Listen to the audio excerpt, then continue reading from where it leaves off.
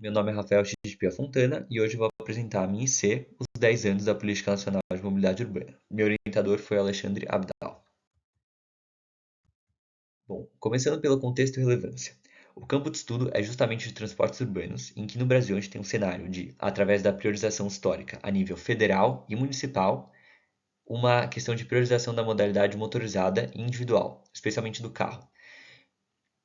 E essa priorização no planejamento urbano do carro gera inúmeras externalidades, como congestionamentos e acidentes, poluição, emissões, pressão imobiliária pela questão do uso da terra, ineficiência, especialmente logística, entre várias outras. E no Brasil, a política urbana se dá através do nível federal, em que a Constituição determina que a esfera federal pode criar diretrizes a serem seguidas pelos municípios, que são os órgãos que vão realmente estar implementando a política urbana. Especificamente, na pesquisa, o foco é a mobilidade urbana e a implementação municipal se dá através de infraestrutura, operação, uma concessão ou o próprio planejamento de como esses sistemas de transporte urbano e fluxo vão estar se dando em cada município. Bom, em relação ao contexto e relevância, o objetivo da pesquisa foi entender a Política Nacional de Mobilidade Urbana 10 anos depois de sua promulgação e entender se ela foi capaz de alinhar o planejamento urbano de mobilidade entre os entes da federação e, consequentemente, promover um planejamento que seja mais sustentável e que priorize mais as pessoas. E o modo que essa análise é feita é pela efetividade dos mecanismos de cumprimento que a política teve. Então, tudo que ela se propôs a fazer e os mecanismos que ela usou para atingir seus objetivos. E a pesquisa foi dividida em 6 partes: introdução, revisão teórica, metodologia, resultados, discussão e, por fim, conclusão.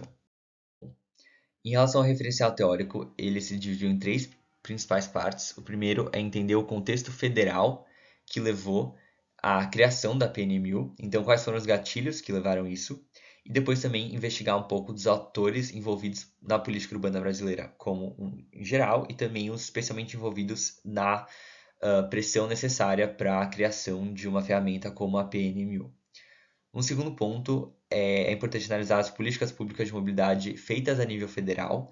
Então, como mencionei antes, o federal estabelece diretrizes que vão ser seguidas e implementadas pelo municipal. Então, a gente tem um processo de criação de políticas e também os outros marcos federais que vão estar lidando de mobilidade de um modo direto ou indireto. E, por fim, o referencial teórico disseca a própria PNMU em termos de conteúdo, suas posições gerais, então o que cada artigo vai estar trazendo, e também um pouco dos debates atuais. Então, o que outros pesquisadores têm a dizer sobre o ordenamento jurídico da lei e também sobre os planos diretores e os planos de mobilidade urbana que estão no cerne da lei. A metodologia é dividida em 2 partes, qualitativa e quantitativa. A primeira parte, qualitativa, tem o objetivo de entender a PNMU enquanto uma lei. E, por isso, o objetivo da pesquisa, em parte, era produzir uma linha do tempo, uma versão descritiva e simplificada de como a política foi evoluindo ao longo dos 10 anos que ela existiu. Para isso, foram usados 2 métodos. Então, primeiro, análise documental. Então, através da plataforma aberta do Planalto, foi vista todas as modificações em forma de medida provisória ou de lei complementar ou outras que afetam a PNMU. E também foi feita uma revisão de literatura sobre como políticas federais têm relações de sinergia ou atritos com governos municipais, porque isso é uma questão central da PNMU, e também um pouco do cenário em que a política foi idealizada, também promulgada, bem como os debates atuais sobre ela. Indo à parte quantitativa da metodologia, foi basicamente a criação de um mapa de adesão, então entender, já que a política se dá ao nível municipal, exatamente quantos municípios, quais municípios, qual a característica deles, se eles tinham obrigatoriedade ou não, segundo a lei, de estar aderindo à política. E a principal ferramenta de adesão é a produção de um plano de mobilidade urbana. Então, mais de 2.000 municípios são, pela lei, obrigados a produzir esse plano e, por isso, foi utilizado um mapeamento da CEMOB para, em parte, entender como foi feita essa adesão e foram criadas outras variáveis, como sem ofício, não qualifica e, mais importante, o índice de completude, que é a medida quantitativa criada para dizer qual é a porcentagem do Estado que tem municípios que deveriam ter produzido a política e, de fato, a produziram. E também tem um aspecto de qualidade da adesão, que não é só a quantidade, não é só a produção do plano de mobilidade urbana que é importante. É também muito importante entender se esses planos estão cumprindo com tudo que foi idealizado na política. E por isso foram analisados todos os municípios com mais de 250 mil habitantes no país, 117, dos quais 81 apenas produziram os planos, e foi avaliada a presença dos itens postos no artigo 24 da PNMU, que dispõe sobre tudo aquilo que deve ser contido nos planos de mobilidade urbana. Em relação aos resultados, os dados de adesão, a gente tem muitos tipos de dados diferentes, então uma tabela de adesão por estado, por região, também uma linha do tempo de quando essas adesões foram de fato acontecendo e um mapa que ilustra visualmente cada estado e como é o nível de adesão.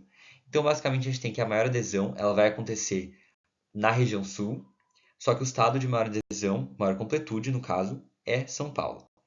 E o outro lado dessa moeda é que a pior região é a centro-oeste e o pior estado é Roraima, sem nenhum plano criado. A qualidade dos planos que foram sim produzidos, a gente tem que apenas 39% cumpriram com um fator muito importante, que é a questão de mencionar mecanismos de financiamento nos planos de mobilidade urbana. E de longe o aspecto que foi menos mencionado nesses planos, e é um aspecto muito importante, porque ele garante a materialidade e a execução desses PMUs. Garante um elemento de uma política concreta, algo que não está só nas ideias e que tem de fato uma fonte de financiamento para a implantação. Em relação aos outros aspectos, especificamente os mais técnicos, foram quase que uniformemente abordados. Em relação ao resultado da metodologia qualitativa, a gente tem a linha do tempo.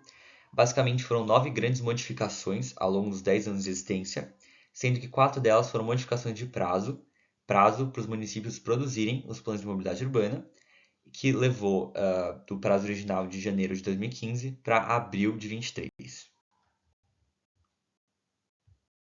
Com todos esses insumos em vista, a gente tem uma questão de que modificações de prazo constantes da política denotam uma clara incapacidade de influenciar a agenda municipal.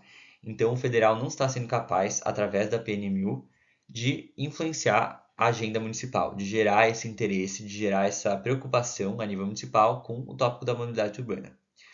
Mesmo esses municípios tendo acesso a fundos para estarem contratando uma equipe técnica para realmente criar esse PMU. Isso também está um pouco ligado com a questão notória dos municípios menores de terem dificuldade de acessar a verba com questões que não são ligadas à saúde e educação. Bom, a gente tem uma segunda questão que é uma inexistência de um formato unificado para o conteúdo desses PMUs. Então, o PMU de cada município vai ter um formato muito diferente do outro em relação a qual é o meio que ele foi feito, qual é a natureza da equipe que desenvolveu ele e quais foram as prioridades. E isso é uma coisa que gera uma falta de coesão. E a gente tem, por fim, uma questão de baixa adesão, visto nos mapas de adesão, em que apenas 20,8% dos municípios obrigados pela lei desenvolveram os planos de mobilidade urbana. E a gente tem o ano que mais concentrou a produção dos planos, foi 2015, seguido por um pico menor em 2018. Então, de 2018 até agora, a produção de planos foi muito em baixa. E a gente também tem uma questão de que não foi observada nenhuma lógica espacial de distribuição dos planos. Então, era de se esperar que capitais fossem as mais interessadas em produzir esses planos, dado a maior concentração populacional. Mas isso não foi observado. Enfim, dado esses 3 pontos importantes e como a lei foi redigida, a gente tem uma questão que é o não cumprimento da lei. Então, a lei não foi efetiva no que ela se propôs a fazer. Nesse sentido, ela tem uma punição prevista para os municípios que não aderiram, então os municípios que não produziram PMUs, que é o bloqueio da verba federal para financiamento da mobilidade urbana no país. O que é um pouco um efeito contrário do que se esperava com a criação da PNMU. Então, ela foi criada num contexto em que esse mecanismo de bloqueio de verba fosse um incentivo grande o suficiente para a produção dos planos. Mas agora ele tem um efeito contrário. Os municípios que não têm plano não poderão ter acesso a essas verbas, o que prejudica a vida da população.